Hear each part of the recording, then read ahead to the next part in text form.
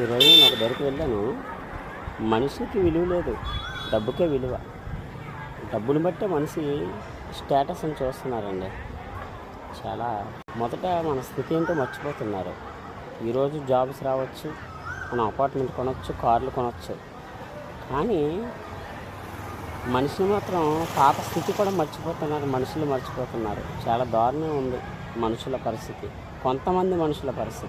ఎల్లకాలం ఒకేలా ఉంటామని ఎప్పుడు అనుకోవద్దు. డబ్బు ఉండొచ్చు, పోవచ్చు, మనిషి మాత్రం మనిషిలాగే ఉంటాడు.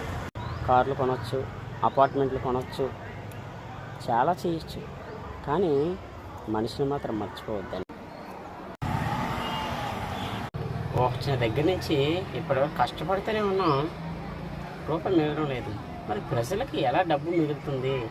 అక్రమంగా సంపాదించకుండా ఎలా మరి కష్టపడి సంపాదిస్తున్నారు ఈ డబ్బంతా. అపార్ట్మెంట్లు కడుతున్నారు, బిల్డింగ్లు, మరి కార్లు కొంటున్నారు, చాలా చేస్తున్నారు.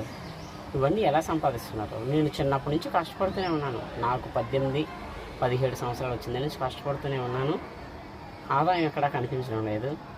ఏ చెడు అలవాట్లు కూడా లేవు కూడా. అయినప్పటికీ మరి ఎలా? ఈరోజు ఎక్కడికైతే వచ్చాను అక్కడ కేవలం స్టేటస్ని బట్టి మాత్రమే మనిషిని ప్రేమిస్తున్నారు. ఆ స్టేటస్ ఎల్లకాలం ఉండదు. మనిషిని మనిషిగా ప్రేమించడం నేర్చుకోండి. మనిషికి గౌరవం ఇవ్వలేనప్పుడు ఎందుకు ఆ వ్యక్తులు పిలవడం? ఇంకా మానేయాలి కదా.